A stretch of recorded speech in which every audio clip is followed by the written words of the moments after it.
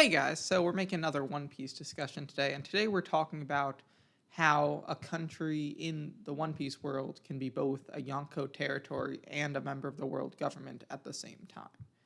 The biggest example of this is Fishman Island as one of the 170 nations of the world government, big enough to be one of the 50 that go to Reverie, while also at that same time being under Whitebeard's flag, Big Mom's flag, and I'm assuming right now Luffy's flag, even though we haven't officially seen it. Now that Big Mom has been taken out, we can just assume that Fishman Island has decided to put Luffy's flag up. It already was foreshadowed when Neptune was talking to Jinbei and be like, "There's another flag that I want to put up to defend our land."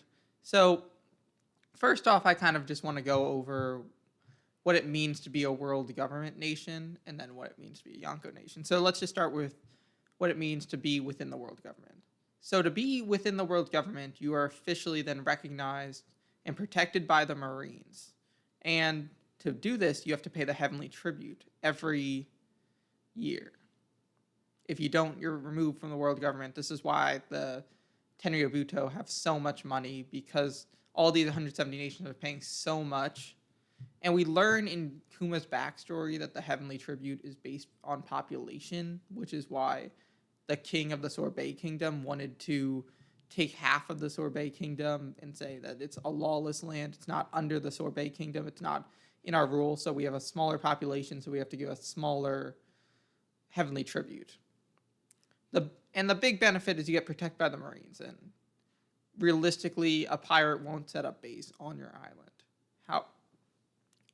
And then for a Yonko nation, the key factors is you get to put their flag up, which warns other pirates or other outlaws that if you mess with this island right now, you're going to be messing with a Yonko, who's one of the balances of power.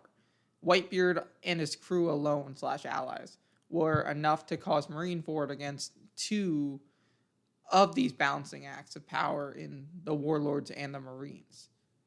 So you have to weigh and makes these rowdy pirates think twice before causing mayhem on these islands.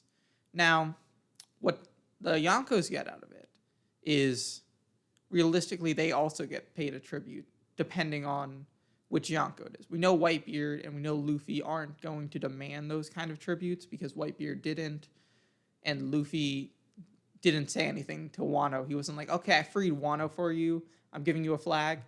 I'll be back every year.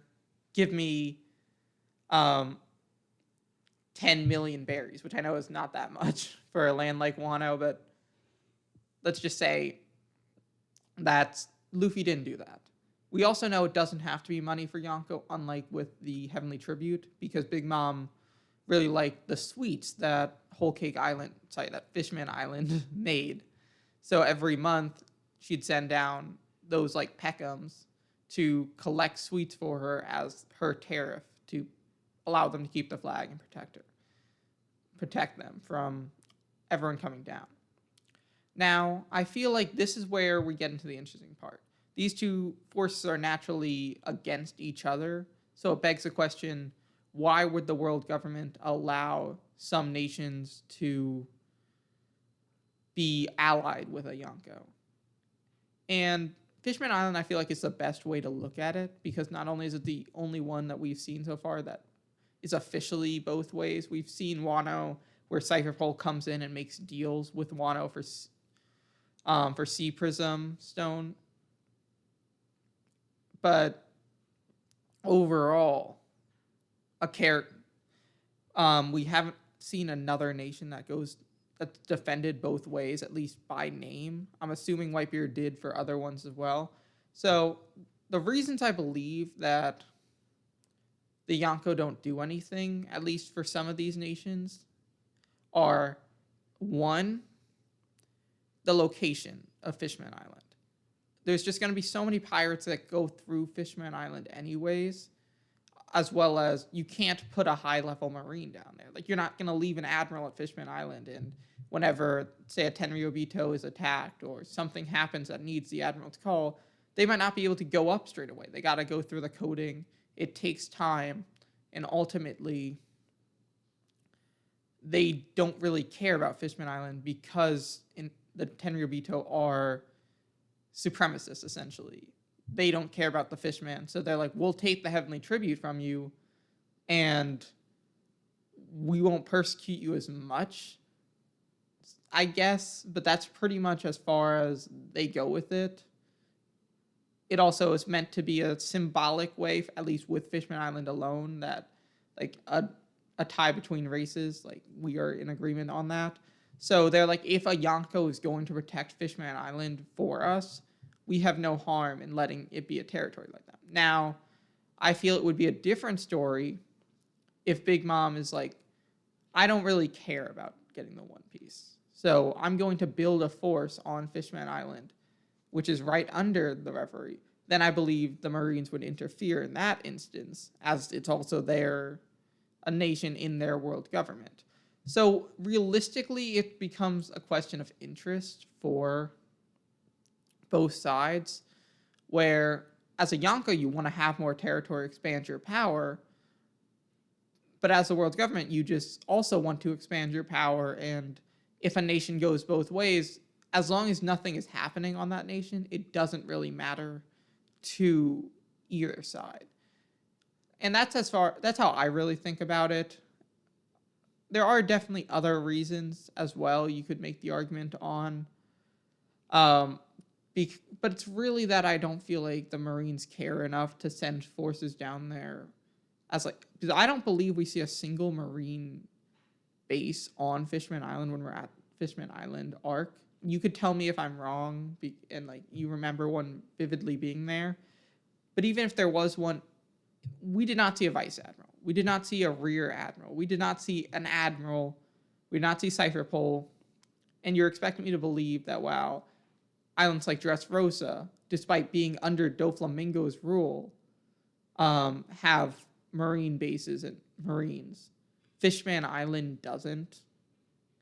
You can't spare a single rear admiral, maybe two, maybe a single vice admiral, where there are a good deal of them. Like, they're obviously, compared to the whole number of Marines, there aren't. But one vice admiral for Fishman Island doesn't feel like that much to ask. You literally have the potential to stop so many young up-and-coming pirates because the majority of them don't learn hockey until they get into the New World. And this is a whole nother discussion, in my opinion. Like, how does anybody actually learn hockey? And I'll make that video in the future because I'm really passionate about that topic.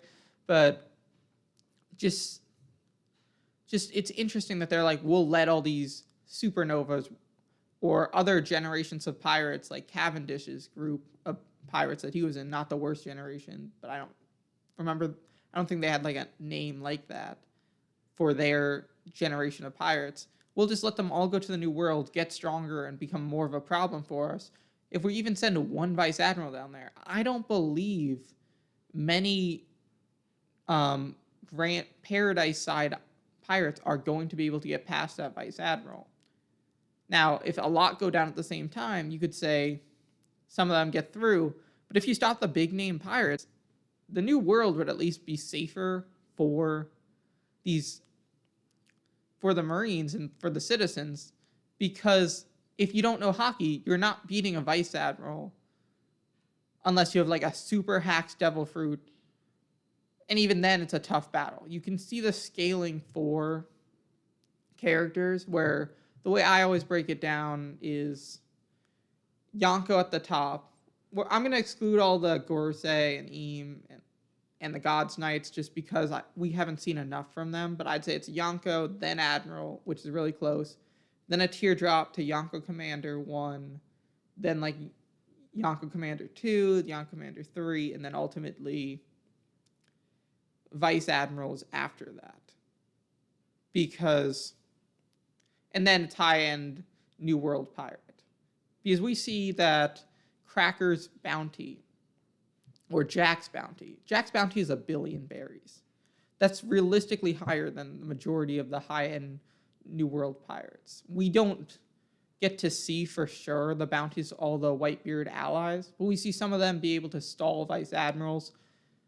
So you could say high-end New World pirates, Yonko Commander 3s, are either slightly above or slightly below vice admirals, where the exception of being Garp, where Garp is closer. And there is a little variance in here, like Mihawk's obviously on the Yonko tier, despite officially being a Yonko Commander 1 of the Cross Guild, and Buggy is not a Yonko level in strength, but he is a Yonko. So overall, that's my thoughts on this. If you have your own thoughts on why the world government would allow one of their nations to be protected by pirates who are their natural enemies, I'd love to hear it in the comments section. If you stayed for the whole video, feel free to like and subscribe. I have more videos on One Piece, Dragon Ball, a lot on I'm going to try to make more on D. Gray Man. I recommend D. Gray Man to anyone who hasn't seen it yet, and thank you.